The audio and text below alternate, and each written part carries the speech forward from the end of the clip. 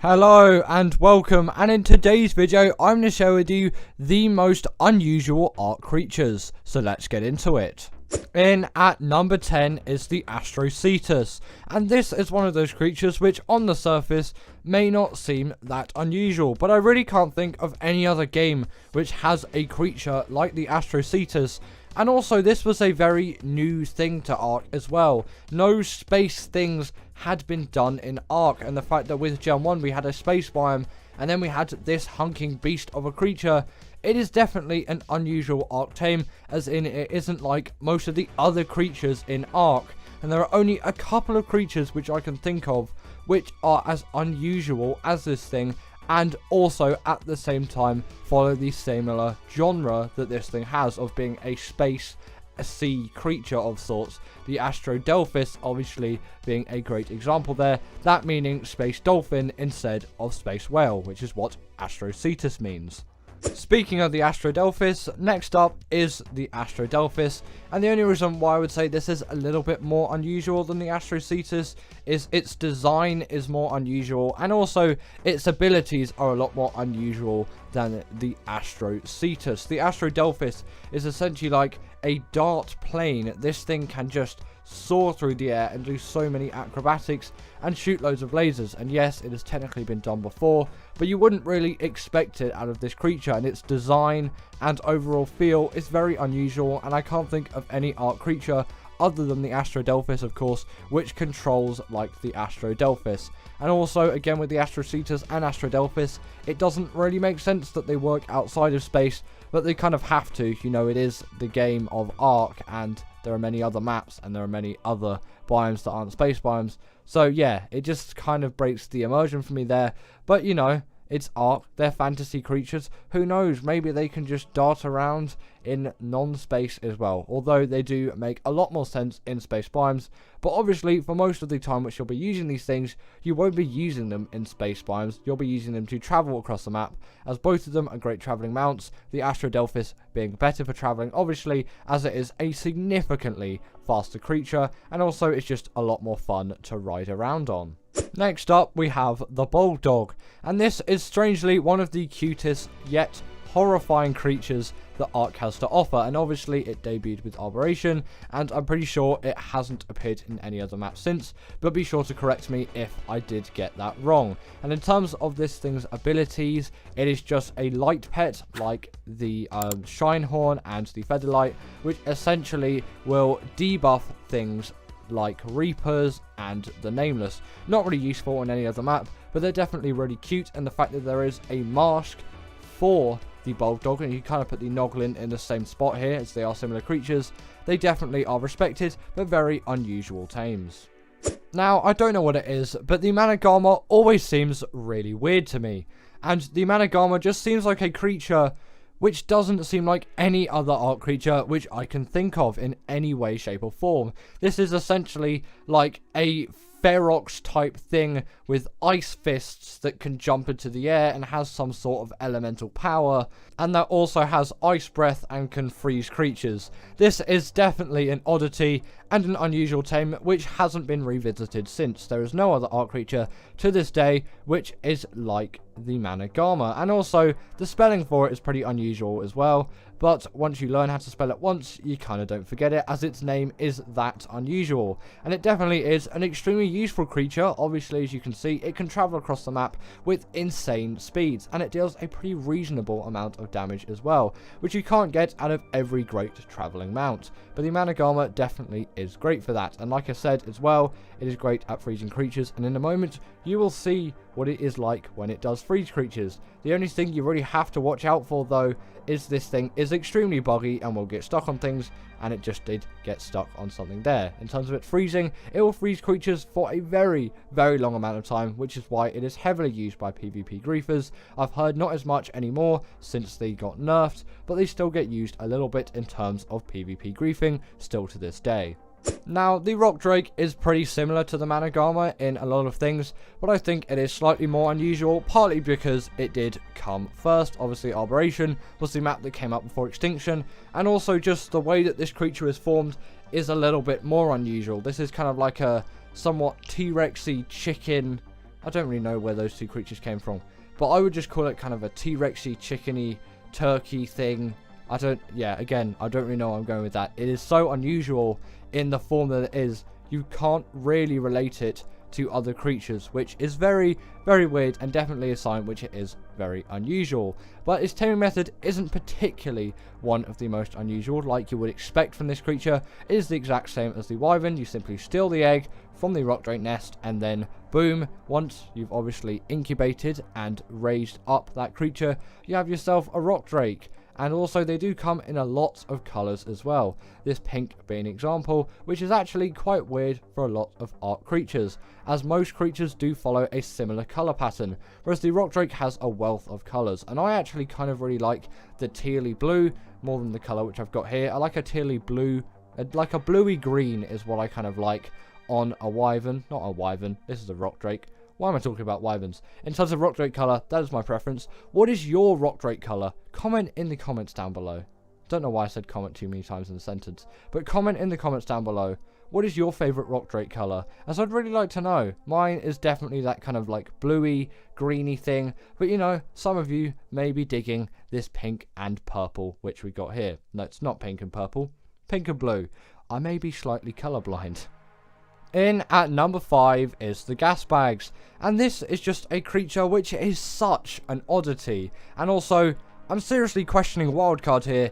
How did they come up with the idea for this? Or did we come up with the idea for this? Honestly, I don't know, but somehow this thing was created, and it's been in the game since extinction, and I don't really get how it came around or how the idea came for it. It's literally a farting gas animal which flies on its own gas. It's a very, very weird premise, but actually a very cool creature which doesn't require a saddle. The saddle's only there if you have friends, unlike me, because I don't really have friends I play Ark with, or friends in general, you know, living that life. But that saddle is there if you do have friends, unlike any YouTuber which you can really think of. Us YouTubers, yeah, we don't really get the friends. This is why we do YouTube, you know.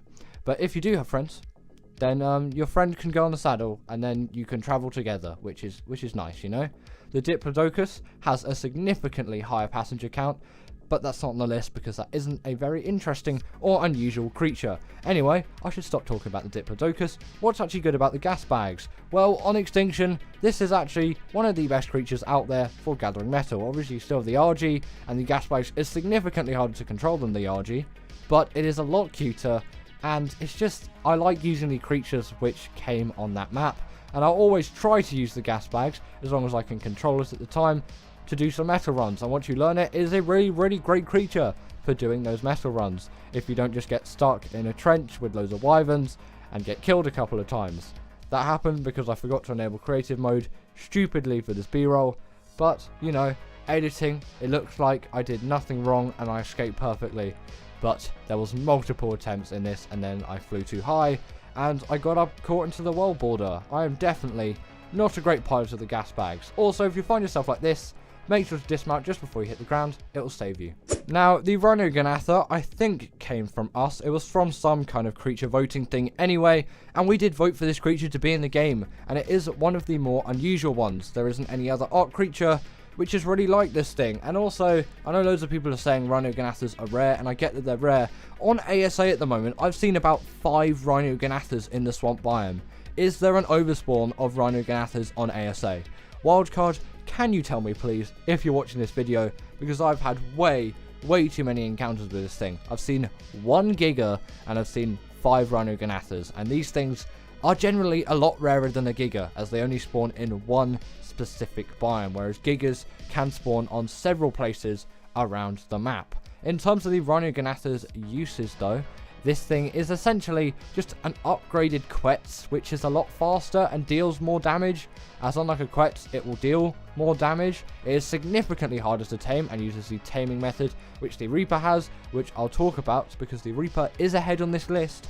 Oh my god, spoilers. But either way, the Reaper is ahead on this list, so I'll talk about its taming method similarly there. But you can always check out my Rhyniognatha taming guide if you want to know fully, in detail, how to tame this thing. And you'll see brief b-roll of me actually taming it, because this is from the guide video. I was just a little bit lazy at the time, and I was just like, I'll take my guide video and then I'll just chuck that into b-roll, which is obviously why you're seeing me tame it here, and you're not seeing me tame every other Ark creature in all of the other b-rolls. But it is a very long and arduous taming process, which is extremely difficult and requires 2 Rhyniognatha's, not 1. You're going to need 2 of those things, and you're going to need a pheromone, you're going to need to kill 1, and then yeah, there's so much. Just check out the tutorial. I really shouldn't talk about it more. The Rhyniognatha is just one of those creatures which is really unusual, and we voted for, and for some reason spawns way too much on ASA.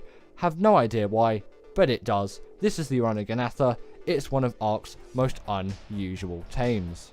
The spoiler is here, with the Reaper being in at number 3, and the Reaper is a even more unusual tame than the Rhyniognatha, as obviously it came way before. The Rhyniognatha is the most recent creature which has been added to Ark, apart from the Velonasaur. Don't know if that is in ASA at the moment, but I'm going to count that as the most recent Ark creature. Is that thing coming to Scorched Earth or the island? Either way, it might not be here yet, so don't take my word on that one. Not quite sure. That may be a Scorched Earth creature.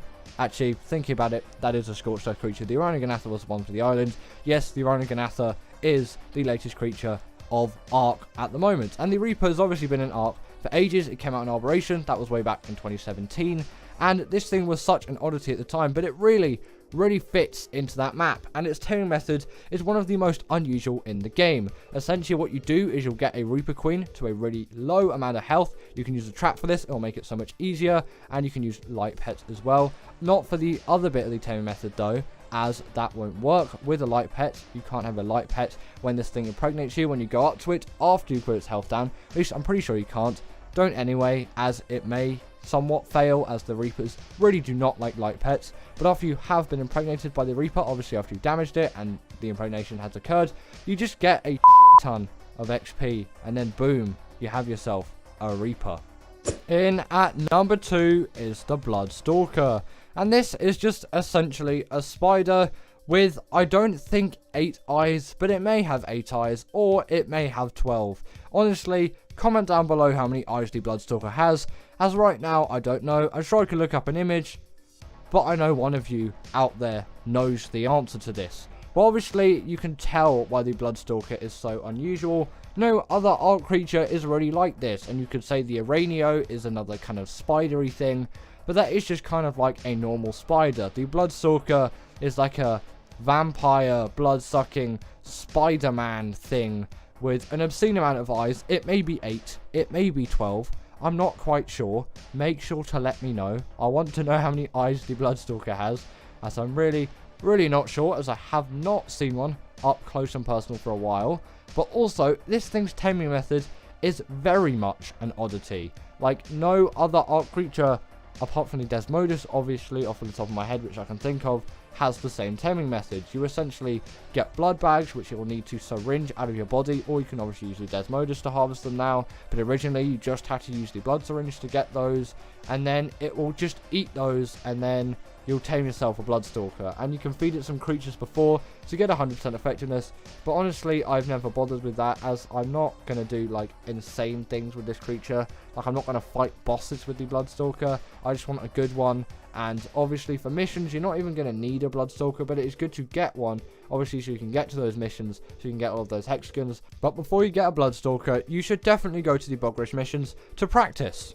And finally, in at number 1 is the Velonasaur. And the reason why I have put this thing in at number 1 isn't because it has the weirdest taming method or anything along those lines. It is just, there has never been any kind of creature like the Velonasaur apart from the Velonasaur. I can think of no other Ark creature like this tame. And albeit, yes, it does have one of the simplest taming methods out of all of the creatures on the list. It is just a very simple knockout tame. No other Ark creature compares to this thing in terms of what it is. This thing, again, is just a moving turret, and there's no other creature which does this like the Velonasaur. And sadly, the damage of the turrets doesn't scale with melee, but obviously you can keep leveling up that stamina to shoot even more turrets out. And obviously I wouldn't recommend it in this close of a proximity, but it is definitely an extremely useful thing, which when you ride this thing you will use a lot. But it also does have your general just attack hack and slash, and it also can shake spines off of it as well. And also, I think when you look at it head on when it's shooting turrets, it's a little bit creepy. That animation, just to me, is a little bit on the creepy side. And give it up for our patrons, Ekaterina Puchkova and Karina Thorne, Dominic Maciejewski, sorry about that name, and everyone else that's on this list. All the people I've mentioned are paid members, and if you feel like that's something you want a shout out at the end of the video, go join the Patreon or become a paid YouTube member.